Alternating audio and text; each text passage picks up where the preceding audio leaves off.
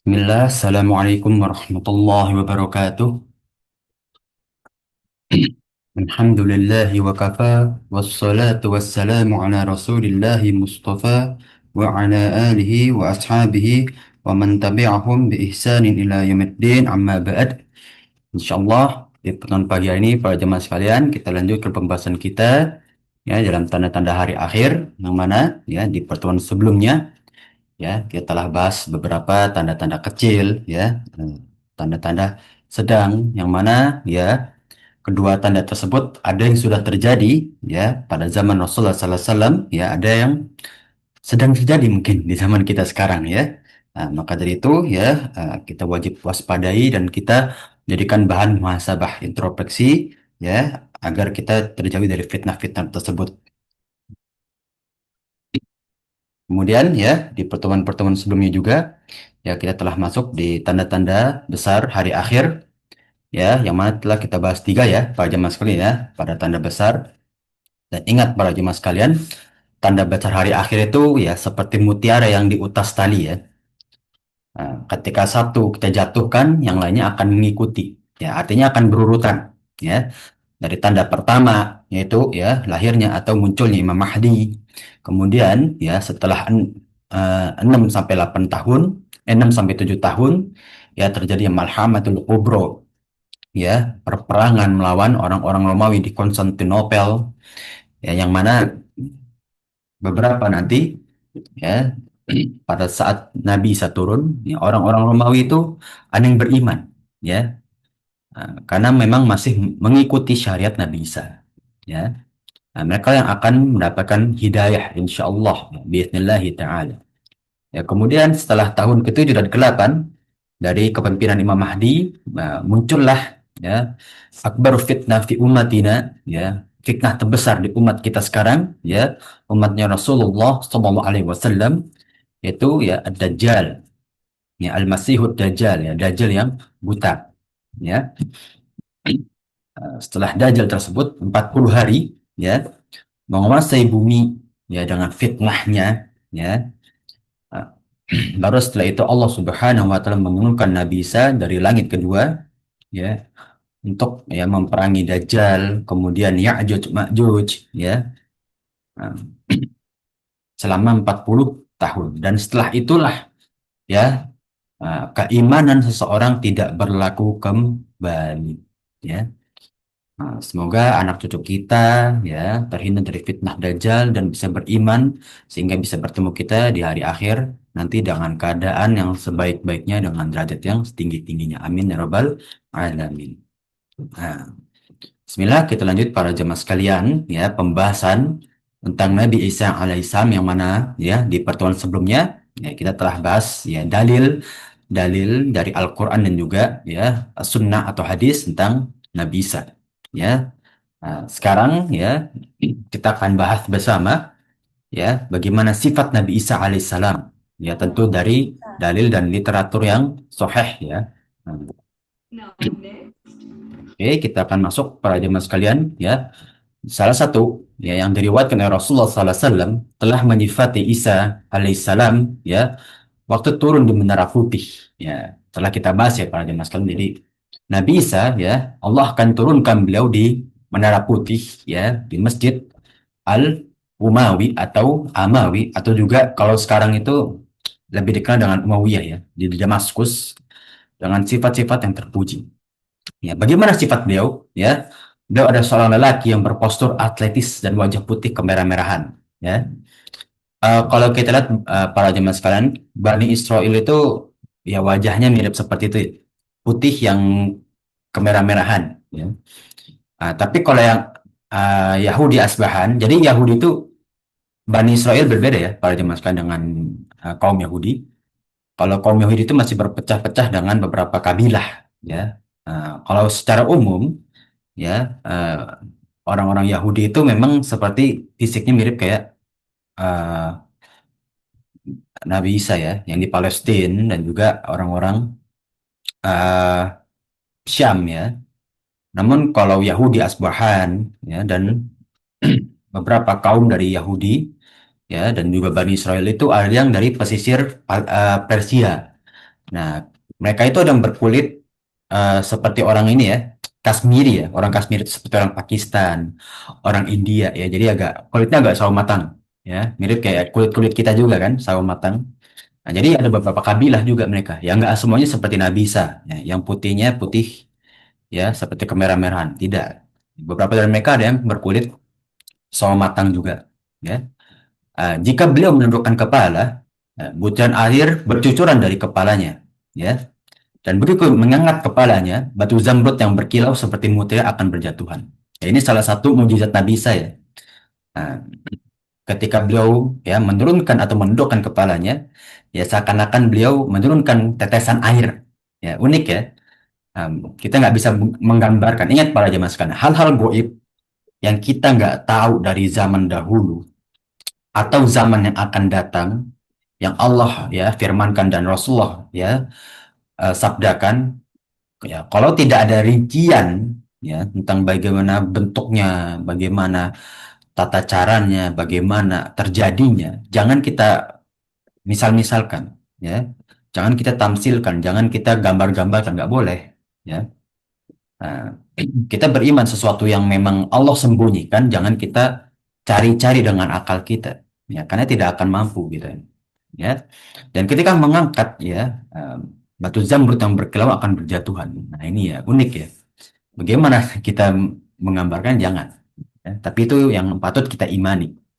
Ya, ada salah satu hadis ya, An-Nuwas bin Sam'an ya radhiyallahu anhu, ya semoga Allah meridainya, qala ya ia berkata, anna Rasulullah sallallahu alaihi wasallam yaqul, bahwa Rasulullah sallallahu alaihi wasallam bersabda, ya yanzilullahu Isa alaihi salam indal manaratil bayda syarqi ya. Nah, beliau akan turun di masjid ya, di Menara Putih ya, Damaskus ya, di Damaskus ya, baina mahrudataini wadi'an ya, yang berpakaian berlapis dua ya, kafaiha ala ajnahi ya, seraya menentangkan kedua tangannya ya di atas kedua sayap sayap malaikat ya, malakain. Jadi beliau akan diantarkan oleh ya dua malaikat yang membentangkan sayapnya ya.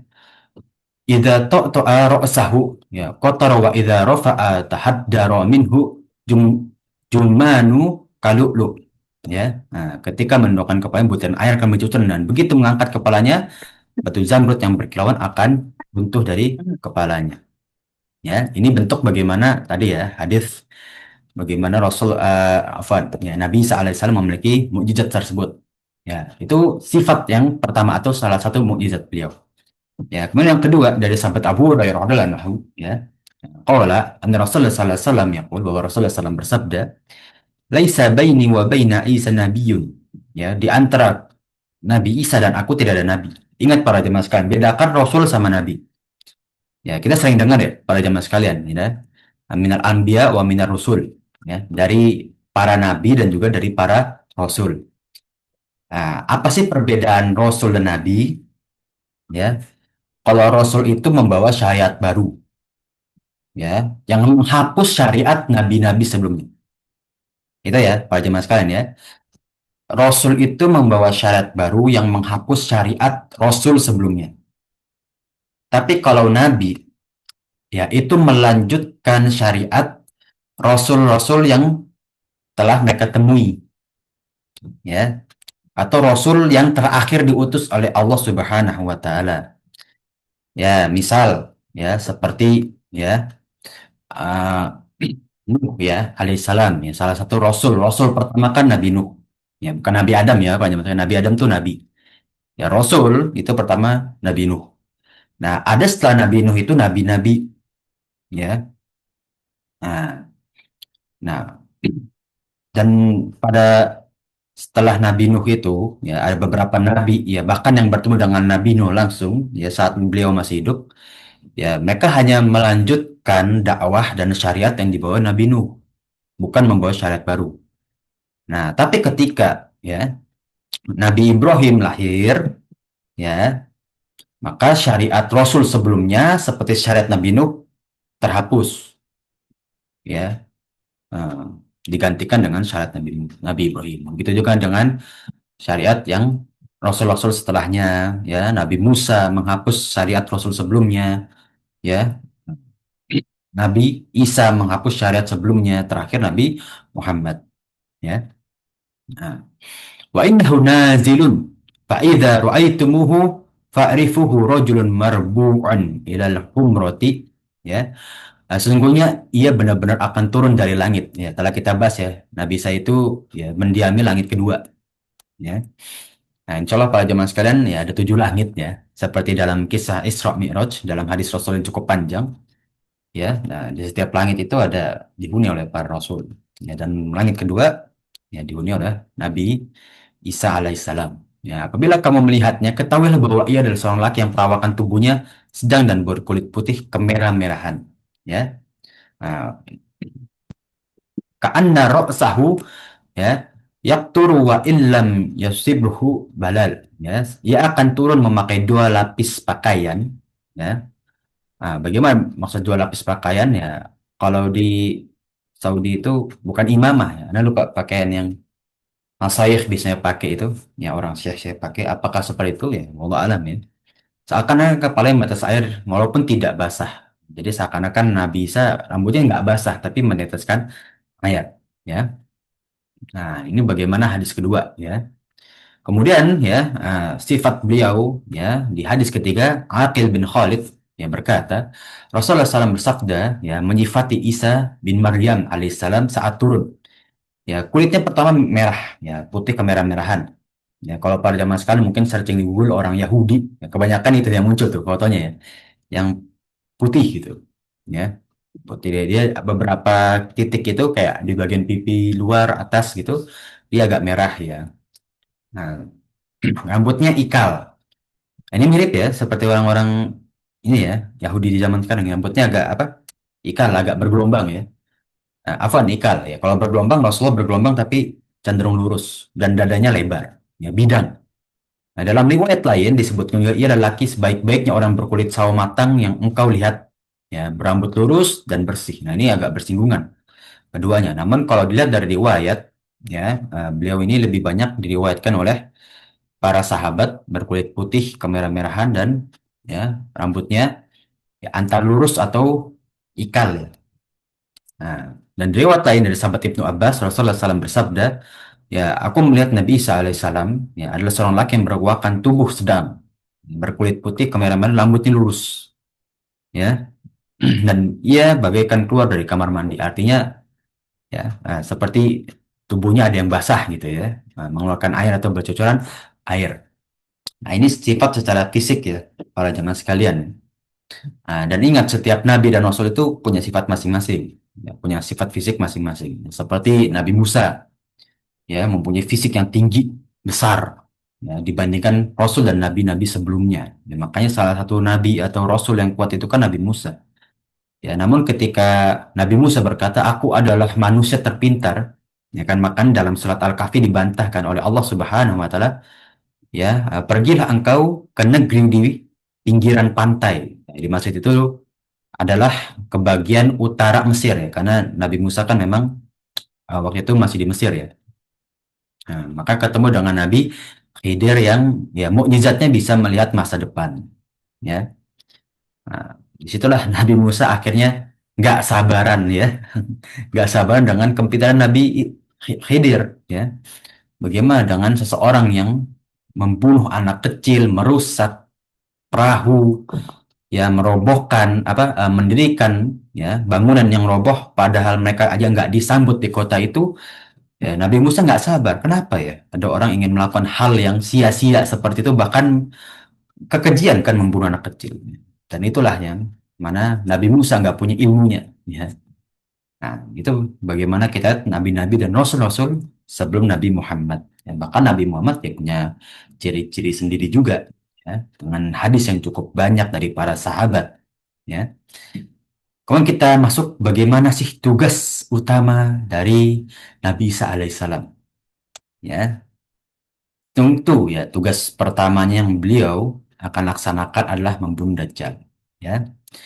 Nah, bagaimana nanti ia akan turun, ya? Saat itu permasalahan Dajjal lagi ya, lagi marak dan besarnya, ya, karena fitnah, ya, tersebar di atas seluruh penjuru muka bumi, ya, dan kemudian ya banyak orang yang mengikuti, ya, dan hanya tersisa sedikit bagi orang-orang beriman untuk bisa tinggal di atas muka bumi, ya, dan kedua kota, ya, hanya ada dua kota yang dijamin keselamatannya, ya, itu Mekah dan Madinah. Tapi walau alam apakah di luar kota Mekah dan Madinah itu masih ada orang beriman, ya, nah, atau ya mungkin hanya di kota Mekah Madinah, ya, walau alam, ya. Karena di hadis sebelumnya itu, ya, diriwayatkan Dajjal itu menyebarkan seluruh fitnahnya ke atas muka bumi, ya. Nah, tidak meriwayatkan bahwa seluruh manusia di atas muka bumi akan mengikuti Dajjal. Ya, jadi hanya menyebar fitnahnya. Dan di hadis yang lain bahwasannya ya orang-orang beriman itu masih menentang Dajjal.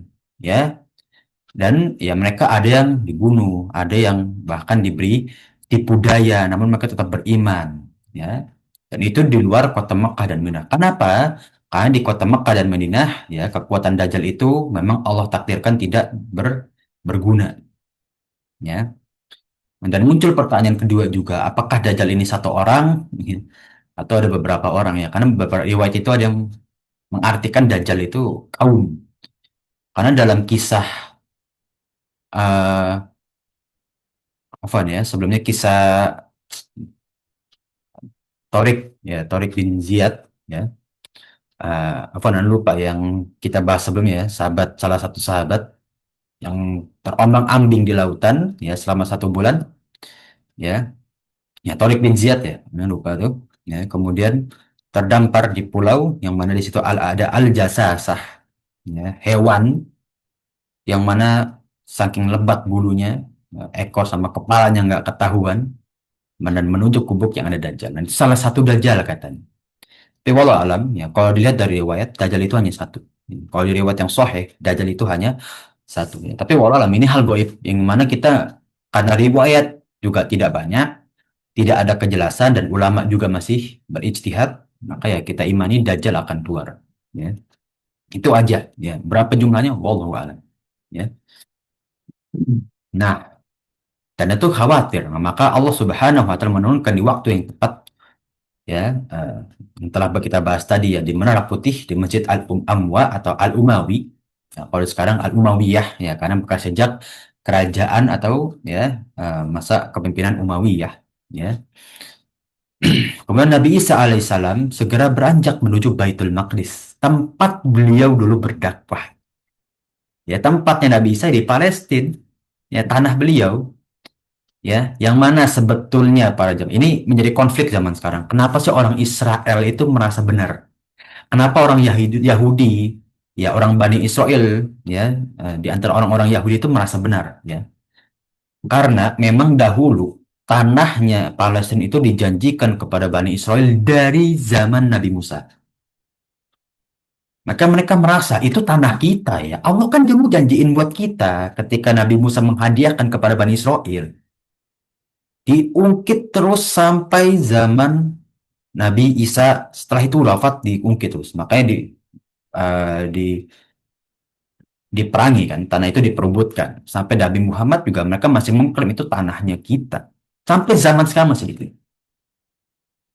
Ya, pertanyaannya satu, apakah janji Allah, ya, terhadap tanah Palestina ini masih berlaku pada zaman sekarang? Ya.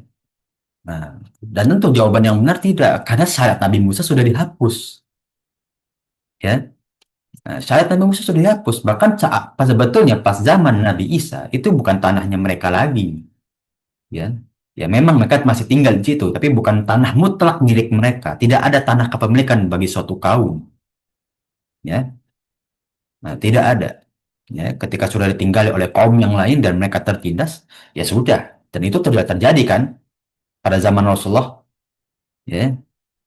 Nah, yang dahulu orang Yahudi menguasai orang, ya, membuat makar di Madinah dan mereka sedikit menguasai. Rasulullah datang mengusir orang non Yahudi dan akhirnya terakhir di perang Taif mereka semua keluar dari kota Madinah dan hanya tinggal beberapa orang Yahudi di Madinah harus membayar upeti, ya. Ingat, upeti saya beda sama pajak pada zaman kalian, ya, upeti, ya, keaman mereka tinggal di kota musuh, ya, atau di daerah musuh. Ya. Nah, nah, yang mana ya dari Baitul Maqdis di mana Dajjal memblokade kaum muslimin di sana. Ya, mereka adalah sekelompok dari kaum muslimin yang tidak beriman ya kepada Dajjal ya, sebagai Rob dan Ilah. Ya, jadi kalau di sini kita tangkap bahwasanya di kota Makkah dan Madinah ya masih ada beberapa kaum ya, beberapa manusia yang beriman. Ya, ada beberapa kaum muslimin. Ya seperti di Baitul Maqdis. Ya, mereka juga mengetahui bahwa ia adalah Dajjal yang buta sebelah yang keluar pada akhir zaman. Ya, maka setelah mereka terkepung setibanya Nabi Isa alaihissalam, ya, memerintahkan kaum muslimin agar membuka pintu Baitul Maqdis setelah sholat. Ya, maka muncullah ya satu hadis ya dari sahabat Abu Umamah ya karena kita pernah bahas ya. Faidan surafa qala Isa alaihissalam iftahul bab. Ketika mereka telah selesai sholat, maka Nabi Isa berkata, bukalah pintu itu. Nah, kita telah perdebatkan pada kita telah sampaikan ya, bahwa ada yang mengatakan riwayat itu sholat subuh, ada yang mengatakan itu sholat asar ya. Tapi kalau banyak riwayat memang sholat subuh. Ya, bukalah pintu tersebut. Ya, fayuftahu wara'ahu dajjal ma'ahu sab'una alfa Yahudi kulluhum zu sif muhalla. Ketika dibuka pintu tersebut dari pintu Masjid Baitul Maqdis, maka terlihatlah Dajjal bersama 70.000 pasukan Yahudi Asbahan, ya, Yahudi yang asli Syam, ya. Kulhum Zusaif dan mereka itu membawa pedang yang terhunus tajam. Muhalla, muhalla itu terhunus tajam. Wasaja, ya, dan baru dipakai, ya. Ah. Wa idza nadhara ilaihi Dajjal dzaba. Ketika Dajjal melihat Nabi Isa mencair. Kama yadubul milhu fil ma, seperti mencairnya garam di lautan, ya. Nah, wa yantaliqu ya hariban, ya. Dan ketika Dajjal sudah mencair, ya. Nah, ia berusaha untuk melarikan diri bersama orang-orang Yahudi Asbahan. Wa yaqulu Isa alaihissalam inna li fika durbatan, ya. Kata Isa alaihissalam, sesungguhnya aku memukulmu. Lantas biqoni biha, ya, ya, kamu tidak akan bisa mendahulinya, tidak akan bisa membalas pukulanku. Fayudrikuhu inda babil luddi, maka kemudian ia menangkapnya di pintu Lud, ya. Nah, sebuah pintu di bagian asyarqi fayaqtuluhu fayahzimullahu liyahud. Pintu di sebelah timur dari Baitul Maqdis, ya, artinya menuju Yordan, ya. Maka disinilah Allah Subhanahu wa taala menghancurkan orang-orang Yahudi Asbahan.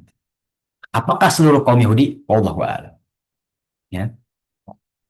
Kemudian setelah itu barulah Nabi Isa ya dilihat oleh orang-orang Nasrani yang masih memegang keimanan dengan benar, ya. Barulah mereka beberapa dari mereka beriman terhadap Nabi Isa dan masuk Islam. Ya, karena Nabi Isa menyampaikan ya bahwa aku mengikuti syariat Nabi Muhammad seperti hadis-hadis yang sebelumnya kan. Ya, Nabi Isa menolak menjadi imam ya karena ini umatnya Nabi Muhammad. Dan aku menghormati ya kepemimpinan pada umat-umat Nabi Muhammad. Tidak boleh aku melangkahi karena aku juga dalam syariat Nabi Muhammad. Ya, kalau dalam hadis Abu Hurairah ya ia berkata Rasulullah SAW menceritakan ya Yarwi ya tentang turunnya Nabi Isa alaihissalam dan sholat bersama orang-orang beriman. Dia bersabda ketika musuh Allah Dajjal melihat dirinya, ia akan mencari seperti garam di lautan. Lalu dibiarkan pasti ia akan mencair sampai binasa. Namun Allah berkehendak untuk membunuh di tangan Nabi Isa, sehingga dibiarkan kabur dulu sampai ke pintu Lut di bagian timur Baitul Maqdis, sehingga diperlihatkan darahnya kepada mereka dalam pertempuran. Ya. Dalam catatan, ya kita bisa lihat pada jemaah sekalian, ya sehebat-hebatnya kekuatan atau ya keistimewaan Dajjal, ya tetap ya para Rasul itu punya kelebihan, ya. Para Rasul itu punya keistimewaan. Dan ini salah satu mukjizat Nabi Isa. Yang mana Allah tangguhkan sampai hari akhir. Yaitu untuk melawan Dajjal. Ya, bahkan hanya melihat saja, ya Dajjal langsung meleleh ya. Nah, langsung kalah. Allah menganugerahkan aroma khusus pada nafas Nabi Isa alaihissalam. Ini salah satu kelebihannya. Sesuai dengan kehendaknya. Jika orang kafir mencium aroma dan menghirupnya, mereka akan mati. Ya, Masya Allah ya. Bukan hanya dari tatapan saja, Dajjal bisa uh, meleleh. Ya. Bahkan orang-orang kafir ketika menghirup aroma yang dikeluarkan oleh Nabi Isa, ya mereka akan mati. Mereka pun menghirup aroma khusus ini, walaupun mereka berbeda jauh dari, ya berada jauh dari. Nah, inilah salah satu mukjizat ya. Tapi jangan kita gambarkan bagaimana bagaimananya. Sekali lagi ya Pak James sekali. Kita hanya beriman aja. Ya, karena nggak boleh kita gambarkan. Oh, berarti nanti Nabi Isa mengeluarkan dari mana dari jangan. Ya, orang kafir yang melihat Nabi Isa ya alaihissalam dari kejauhan dan menghirup aroma nafasnya akan wafat. Ini adalah mujizat ilahiyah yang besar. Ini adalah mujizat yang patut kita imani ya. Ilahiyah itu kita imani ya. Nah, yang mana ini salah satu mukjizat yang besar ya. Setelah kita bahas ya para jemaah di pertemuan yang lalu bahwa Nabi Isa ini ya, bisa dibilang salah satu rasul yang wahyunya paling cepat turun karena beliau itu diutus jadi rasul itu dari kecil ya, bahkan bisa berbicara sedari bayi ya. Kemudian ya mukjizat-mukjizatnya pun unik ya, masalah medis ya, beliau itu punya mukjizat masalah pengobatan medis ya. Karena di zaman beliau ya medis itu lagi kuat-kuatnya. Seperti zaman Nabi Musa. Nabi Musa itu zaman sihir itu lagi kuat-kuatnya. Maka mujizat Nabi Musa itu kan merubah tongkat menjadi ular, kan. Dan para penyihir ya sebagai ya tangan kanannya Firaun pun kaget. Nggak pernah kita melihat orang bisa merubah benda menjadi suatu benda, suatu makhluk hidup. Ini dari siapa ini? Dan dia nggak merapalkan mantra. Unik sekali itu. Nah, inilah bagaimana setiap nabi itu diutus sesuai dengan ya di zaman yang mereka lagi ya, di kaumnya ya, zaman di kaumnya itu memang lagi ada suatu kelebihan atau keistimewaan. Dari Nuwas bin Sam'an al-Kilabi ya, bahwa Rasulullah SAW bersabda, "Fabainama huwa kadzalika idz ba'atsallahu al-Masih ibn Maryam," ya, maka ketika Dajjal ya seperti itu ya berbuat seperti itu ya berbuat kerusakan menyebar fitnah ya membunuh orang-orang beriman ya dan menghidupkan kembali membuat tipu daya ya menghidupkan orang tua dari manusia nanti untuk ya sebagai melihat inilah mukjizat ya inilah ya kekuatan sebagai Tuhan gitu kan yang dibuat tipu daya oleh Dajjal. Fayanzilu indal manaratil baydha syarqi dimasqi bainal mahrodatain wadian. Nah, ini seperti hadis yang tadi kita baca. Ya, persis ya. Nah, maka ketika itu ya Nabi bisa turun di menara putih di timur Damaskus yang berpakaian dua lapis. Ya, seraya merentangkan kedua tangannya di atas sayap kedua malaikat. Ya, ketika ia merunduk kepalanya mengeluarkan air dan begitu mengangkat keluar batu zamrud yang berkilauan dari ya kepalanya. Ya, setiap orang kafir menghirup ya aroma dari yang dikeluarkan oleh Nabi Isa akan mati. Ya, nafasnya menyebar sejauh mata memandang. Ya, dia mencari Dajjal hingga menangkapnya pintu lut lalu membunuhnya. Ya, nah inilah bagaimana ya salah satu ya, yang terlihat ya, bahwasannya ya Nabi Isa ini ya memiliki keistimewaan seperti yang telah kita bahas tadi ya dan Nabi Isa memang dikhususkan ditangguhkan ya oleh Allah Subhanahu wa taala agar tidak terbunuh oleh Bani Israel dengan ya kematian yang keji gitu ya. Maka memang Allah ya angkat beliau ke langit kedua ya dan satu-satunya nabi yang ditangguhkan wafatnya. Ya, namun beberapa riwayat ada yang meriwayatkan bahwa Nabi Khidir juga ditangguhkan wafatnya ya dan tinggal di kota Mekah. Ya, namun walau alam ini riwayat yang belum banyak meriwayatkan jadi kebenarannya masih belum kita bisa pastikan ya. Itu bagaimana kita lihat ya para jemaah sekalian, ya tugas pertama dari Nabi Isa yaitu membunuh Dajjal. Ya, apa rahasia di balik tidak dibayarkannya Dajjal mati dihirup, ya menghirup nafas Nabi Isa alaihissalam. Ya, kenapa Dajjal itu nggak wafat ya ketika ya nggak langsung wafat ketika menghirup ya aroma atau nafas dari Nabi Isa. Ya tentu jawabannya yang dari riwayat Imam Nawawi, Isa ingin membunuh Dajjal dengan senjatanya ya untuk menyudahi fitnah makhluk ini ya agar memperlihatkan ya bahwa Dajjal itu tetap tersiksa ketika melihat Nabi Isa yang ngaku-ngaku Tuhan. Padahal melihat salah satu utusan Allah Subhanahu wa taala pun ya nah Dajjal ini tersiksa. Pada saat itu semua orang menyaksikan pembunuhan dan kematian Dajjal. Ya, ketika Dajjal tersungkur tak berdaya sama sekali dan berlumuran darah, manusia mengetahui bahwa Dajjal adalah manusia yang lemah, bukan seorang Tuhan yang mereka percayai. Ya, kalah dan semua yang selama ini dikatakan adalah kebohongan dan dusta. Ya, ini ya menjadi bukti langsung real di depan mata manusia bahwa Dajjal adalah manusia biasa yang tidak ada apa-apanya ya di hadapan Nabi Isa yang Nabi Isa pun ya cuma Rasul.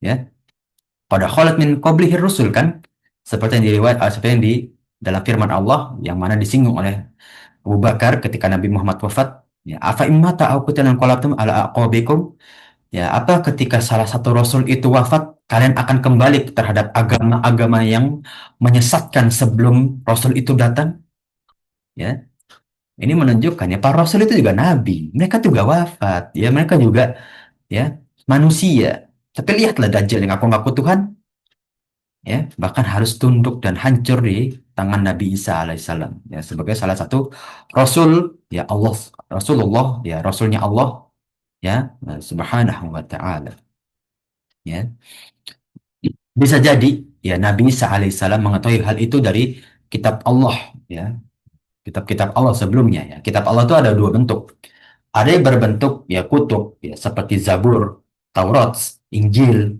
ya Al-Quran itu kitab-kitab samawi, kitab yang Allah khusus turunkan. Ada seperti Suhufu Ibrahim, ya, lembaran-lembaran, ya, yang mana turun kepada nabi-nabi, ya itu menjadi syariat, namun hanya lembaran-lembaran, ya, lembaran-lembaran syariat. Ya. Seperti apa bentuknya, wallahu a'lam. Ya, dia bukan seperti buku tentu, ya, yang ada suratnya, ya, dan lain sebagainya, ya. Ketika Allah menyelamatkan ya Fir'aun yang mendakwakan ketuhanan, sedangkan seluruh pasukan tenggelam di lautan, supaya orang-orang melihat ya mayatnya terdampar di tepi laut dalam keadaan tak berdaya. Ya dan demikian juga ya klaim ketuhanan batal di hadap seluruh manusia. Contohnya udah ada di Fir'aun. Fir'aun itu mempunyai kekuatan ya bala tentara yang hebat, ya, yang spektakuler. Ya, tapi ketika menemui Nabi Musa, mereka beserta pasukannya hanyut. Dan Allah sengaja ya menyelamatkan jasadnya Firaun, enggak terhanyut. Ya, sengaja Firaun itu dijadikan jasadnya itu awet gitu ya, secara natural oleh Allah gitu ya. Agar apa bukti nih? Ya, dulu ada orang yang ngaku-ngaku Tuhan nih kayak gini nasibnya. Ya, dan itu bukti pembenaran dalam Al-Quran. Ketika Firaun sudah nyawanya di tenggorokan, ini amantu bi Rabbi Musa. Ini amantu billah. Aku beriman kepada Rabbnya Nabi Musa. Aku beriman kepada Allah, kata Fir'aun. Namun apa? Kata Allah, ya sudah tidak berlaku lagi syahadatmu dan tidak berlaku lagi keimananmu.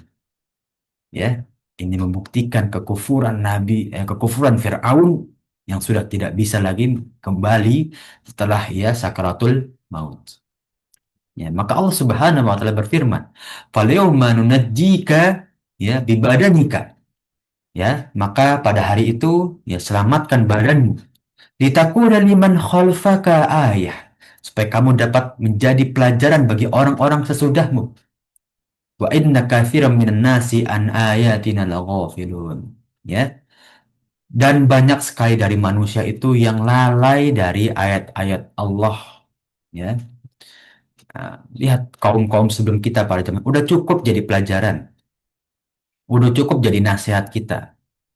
Ya, jangan sampai kita terjerumus. Ya, jangan kita lihatlah dakwah itu ya mulai dari keluarga. Ya, kita mengajak dari keluarga keselamatan. Ya, lihat yang terjadi pada Nabi Ibrahim. Ayahnya pun pembuat patung. Nabi Nuh, ayatnya anaknya pun durhaka. Nabi Lut, istrinya durhaka. Tempatnya di neraka. ya. Mulai dari situ melihat pelajaran-pelajaran, ya, kisah-kisah dalam Al-Quran. Kemudian ya Nabi ya Yunus ya alaihissalam, ya, yang ditelan oleh paus, ya, ya, hidup dalam keimanan, ya. Ya, kemudian bagaimana ya nabi-nabi sebelumnya menjadi bukti pelajaran bagi kita, ya, bahwasannya ya keimanan itu memang harus digenggam seperti batu, ya, bara api. Ya, berat rasanya. Banyak cobaan. Nabi Ibrahim, lihat, ya, 80 tahun menanti anak, ketika anaknya lahir disuruh sembelih oleh Allah. Cobaan, ya.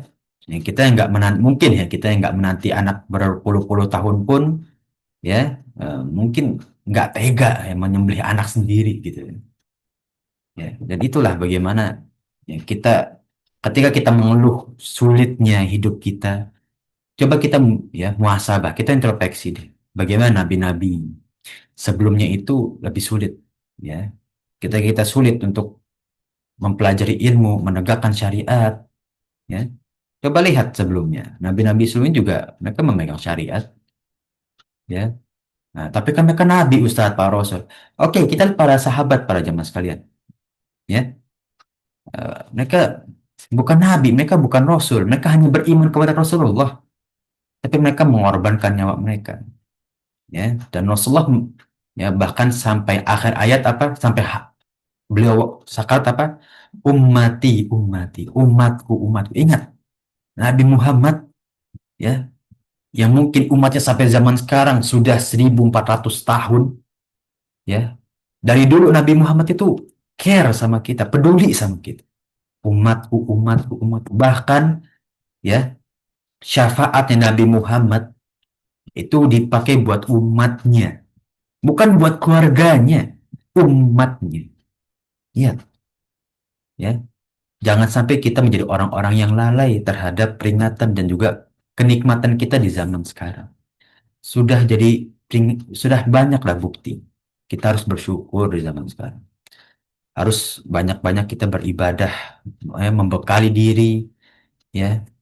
Kita harus berjuang seperti perjuangan para sahabat. Ya, walaupun nggak seberat itulah insya Allah perjuangan kita yang mereka harus meregang nyawa, ya. Seperti Sumayyah dan juga Yasir, ya. Dari orang tuanya Ammar bin Yasir, ya, seorang imigran yang beriman kepada Rasul di tanah Makkah, kemudian dibunuh kedua orang tuanya dengan keji, ya, oleh orang-orang, ya, kemudian dibunuh kedua orang tuanya dengan keji, ya, oleh pembesar Quraisy, ya, eh, terutama oleh Umayyah bin Khalaf, ya, yang mana ayahnya ditarik kedua lengannya dan kakinya sampai putus oleh kuda. Setelah itu ibunya melihat suaminya, ya, wafat dengan cara yang mengenaskan. Tapi apa? Sampai putus pun masih ada sedikit nyawa. Kata Yasir apa? Ahadun ahad, ahadun ahad.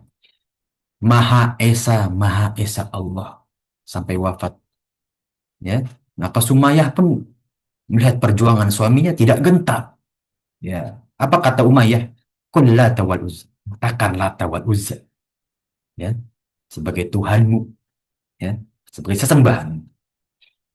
Ya. Maka Sumayyah menolak, ya. Eh, Tuhanku hanya satu, ya, ahadun ahad, ya. Maka disulaklah, ditusuklah dari bawah Sumayyah, ya, sampai ke atas tubuhnya dan wafat dengan cara yang mengenaskan. Lihat perjuangannya, ya. Eh, Perjuangan mereka, mereka orang imigran yang tempat tinggalnya bukan tempat aslinya mereka, ya. Mereka, ya, bukan orang yang kaya juga, bukan pedagang, ya. Tapi mereka memang keimanan sebegitu kuat. Bahkan pada saat itu belum banyak ayat yang turun, para jemaah sekalian. Ya, ayat-ayat di Makkiyah itu kan sangat sedikit kan. Ayat-ayat yang turun di sebelum hijrahnya Rasulullah ya masih sedikit. Tapi mereka beriman kepada Rasulullah. Ya. Bukan teman dagangnya, ya. Bukan siapa. Ya. Nah, sekarang kita melihat, ya, peringatan tersebut terhadap diri kita. Sudahkah kita memperjuangkan syariat Islam seperti para sahabat? Ya. Atau kita malah melalaikan syariat Islam, ya, karena kita dengan banyak kemudahan sehingga kita tidak memandang pentingnya syariat Islam untuk kita perjuangkan, ya. Udahlah ibadah seminimal-minimalnya aja deh, minimal ini minimal itu, masa begitu, ya. Sholat minimal minimal jangan para jamaah sekalian, ya. Nah, sholat kita cari yang minimal. Padahal sholat itu penentu hisab kita kan. Dalam salah satu hadis yang sahih, ya, bahwa Rasulullah SAW meriwayatkan, ketika nanti dihisab, lihatlah sholat. Kalau sholatnya benar, hisabnya akan lancar. Kalau sholatnya benar, amalan yang lain ikut benar. Lihat dari sholatnya. Kalau sholatnya dimaksimalkan, insya Allah ibadah yang lain juga dimaksimalkan, dilipat gandakan. Ya, nah, maka jangan kita cari yang minimal dalam beribadah, cari yang maksimal. Ya, nah, seperti kalau kita mau investasi, kita cari dengan maksimal kualitas investasi kita. Kalau kita ingin menaruh, ya, saham, kita cari perusahaan yang profit, ya, yang terjamin, yang stabil secara statistik, agar ya harta yang kita taruh, uang yang kita taruh sebagai saham tidak menurun. Sama para jamaah sekalian, ibadah juga gitu. Masa ibadah kita investasikan dari dana yang minimal, masa nggak mau profit dari ibadah kita? Sedangkan ruh kita butuh makan, ya makanya dari ibadah. Itulah peringatan agar kita tidak menjadi ya kaum yang lalai. Ya. Pekerjaan kedua yang dilakukan Nabi Isa alaihissalam adalah mematahkan salib, membunuh babi, dan juga menghapus jizyah. Jizyah itu pungutan tidak benar, atau seperti, mohon maaf ya, pajak, pajak itu ya, ada beberapa ulama mengartikan jizyah itu seperti pajak. Ya, pungutan yang tidak benar, ya, karena pajak itu kan kalau kita punya barang pribadi diambil, sedangkan pada zaman Rasulullah ya tidak. Orang-orang Yahudi itu memang diperintahkan untuk bayar jizyah aja, ya, untuk bayar peti gitu ya. Secara umum, ya, bukan per barang, secara umum, untuk biaya keselamatan, dan dikelola pun untuk hak layak umum, bukan untuk ya mengisi perut Rasul dan juga para sahabat. Nah, itu yang benar, ya. Dan itulah bagaimana ada beberapa ulama itu mentolerir pajak kalau kayak gitu caranya. Jadi seluruh masyarakat bayar pajak secara umum aja, tidak per barang pribadi, secara umum, dan dipakai untuk hak layak umum juga, jalan, fasilitas umum, dan lain sebagainya. Ya, wallahu a'lam. Ya, itu masih banyak eh, pendapat ya dari para ulama. Ya, setelah membunuh Dajjal serta merta tanpa menunda lagi, ya, dan bekerja dengan kaum muslimin, Nabi Isa alaihissalam mematahkan salib, ya, untuk membuktikan bahwa agama Nasrani itu nggak benar. Agama yang benar, yang Allah ridhoi hanyalah Islam. Ya, seperti surat Al-Maidah ayat kelima, ya, waqad atmamtu alaikum ni'mati wa raditu lakumul Islam madin. Ya, Allah telah memenuhkan nikmatnya Nabi Muhammad, ya, dan juga Allah hanya meridhoi Islam setelah Nabi Muhammad diutus, bahkan dari Nabi Muhammad lahir. Ya, hal ini dilakukan untuk melenyapkan pengakuan orang-orang Nasrani atas kebenaran ilahnya. Ya, mereka kan menganggap Nabi Isa itu kan anak Tuhan gitu ya. Ini dibantah dengan Nabi Isa mematahkan salib-salib dan membunuh babi. Ya, nah, hal ini juga mematahkan klaim bahwa ya salib itu sebagai ya simbol ketuhanan, seperti patung di kalangan orang-orang jahiliyah Quraisy. Setelah mematahkan salib, ia membunuh babi yang diharamkan Allah Subhanahu wa taala dan menghapus jizyah. Karena jizyah disyariatkan dalam Islam untuk menjaga penganut agama samawi yang lain, ya, yang berada di negara kaum muslimin. Nah, ini yang benar, ya, untuk menjaga keselamatan pengikut samawi, agama samawi seperti Yahudi dan Nasrani di negara Islam, ya, maka dibolehkan mereka tinggal dengan membayar jizyah, ya. Ini yang diperbolehkan, dan ini sudah zaman sekarang tidak ada lagi negara itu bukan per agama. Sekarang negara ya per daulat masing-masing aja, punya ideologi masing-masing kan. Nah, mau dia sekuler, mau dia liberal, ya, mau radikal, ya sudah gitu ya. Mereka punya ideologi masing-masing ya. Kalau kita kan Pancasila, bukan Islam gitu kan. Sedangkan Nabi Isa, ya, alaihissalam turun ke bumi melenyapkan setiap dakwah selain Islam. Nah, maka nanti saat Islam akan kembali hidup ya. Nah, saat Nabi Isa turun. Nah, orang-orang non-Muslim atau kafir yang tidak beriman kepadanya dan Rasul yang tidak diizinkan, ya, dan Rasulnya tidak diizinkan tinggal di belahan bumi manapun. Ya, nah, mereka Tuhan-Tuhan kan itu udah, ya, tidak ada lagi ya Tuhan-Tuhan mereka yang palsu itu udah ya maka dilanyak oleh Nabi Isa alaihissalam. Dengan demikian turunnya Nabi Isa adalah sebagai wakil Allah untuk membereskan setiap manusia yang tidak bersyahadat kepada Allah dan Rasulnya dan tidak berada dalam dinul haq. Dinul haq itu agama yang benar, yaitu Islam. Nah ini dia. Nabi Isa juga melanjutkan dakwahnya Nabi Muhammad ya untuk menyebarkan syahadat yang benar, yaitu syahadat Islam. Ya, dari sahabat Abu Hurairah ia berkata bahwa Rasulullah SAW bersabda, "Allahu la yanzilanna ibnu Maryam hakaman adilan." Ya, demi Allah, sesungguhnya anak laki-laki dari ya Maryam akan turun sebagai hakim yang adil. Falyaksirun nas soliba, ya, mematahkan salib-salib. Wal yaqtulunnal khinzira, dan membunuh babi-babi. Wal yadu'annal jizyah, dan menghapus jizyah. Wal tutrokannal qilas, ya, dan meninggalkan unta muda, ya. Nah, karena ya fala yas'a alaiha, karena tidak dibutuhkan lagi, ya. Nah, wal yadhhabbanna asyahna'u wa tabaquddu wa tahasudu wala yad'u wanna ilal mali fala yaqbalu ahad, ya. Dan ya permusuhan, kebencian, kedengkian akan sirna saat Islam akan hidup kembali, dan ia akan menawarkan harta tapi tidak ada seorang pun yang menerimanya karena mereka sudah bisa menjaga diri dari fitnah harta, ya. Nah, inilah bagaimana ya syariat Islam akan hidup kembali pada zaman Nabi Isa, ya. Nah, dan wallahu alam ya beberapa hadis setelahnya kita lihat ya tugas-tugas Nabi Isa yang begitu ya banyak diriwayatkan oleh para sahabat ya, dari ya sabdanya Rasulullah SAW yang insya Allah ya nanti kita akan bahas ya beberapa ya di pertemuan selanjutnya ya bismillahi ta'ala, ya. Mungkin ya dari pertemuan ini ya kita akan insya Allah ya kita uh, sudahi ya pertemuan pagi hari ini, ya kita akan bahas sampai sini ya. Mungkin tafadhol dari para jamaah sekalian yang ingin bertanya ya, kita buka dari room Zoom ya apa chat Zoom. Assalamualaikum Ustadz, ya izin ya bertanya apakah Afwan kitabnya apa ya Ustadz ya supaya kita bisa nyimak di stabil. Oh ya, untuk kitabnya itu tanda-tanda hari akhir dari Imam Nawawi, ini udah terjemahnya ya. Kalau beli offline itu bisa 3 jilid ya, ada oh ya online offline juga ada sih, bisa 3 jilid, tapi insya Allah kita akan bahas jilid pertama dahulu ya. Kalau misalkan ya cukup jilid pertama aja nggak apa-apa ya, karena tanda-tanda hari akhir ini banyak sekali di ya.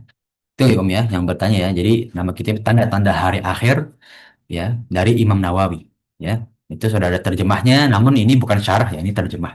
Ya, jadi ini langsung dari Imam Nawawi ya. Nah, wallahu a'lam bishawab. Ya, mungkin tafadhol dari para jamaah sekalian yang ingin bertanya. Kalau sudah cukup ya, insya Allah kita ya pada pertemuan pagi hari ini ya. Bila sudah cukup ya kita akhiri pertemuan kita pada pagi hari ini yang mana insya Allah ilmu kita tempuh menjadi amal jarah kita di sisi Allah Subhanahu wa taala dan menjadi pemberat amal soleh kita di hari akhir. Amin ya rabbal Amin ya alamin. rabbal alamin. Insya kita bisa bertemu ya bersama umatnya Rasulullah SAW, bersama keluarga kita dengan keadaan dosa-dosa kita telah diampuni, amal soleh kita dilipat gandakan dan menuju pintu surga yang kita ya inginkan dengan derajat yang setinggi-tingginya. Amin ya rabbal alamin. Ya Allah. Ya. Ana astaghfi, ana minta maaf bila kekurangan atau kelemahan dari kita bahas bersama atau ucapan dari diri ana yang kurang berkenan. Selagi ana minta maaf yang sebesar-besarnya ya barakallahu fikum ya. Jazakumullah khairan ya. Nah, nanti kita tutup dengan doa kafatul majlis. Subhanakallahumma wa bihamdika asyhadu an la ilaha illa anta astaghfiruka wa atubu ilaik.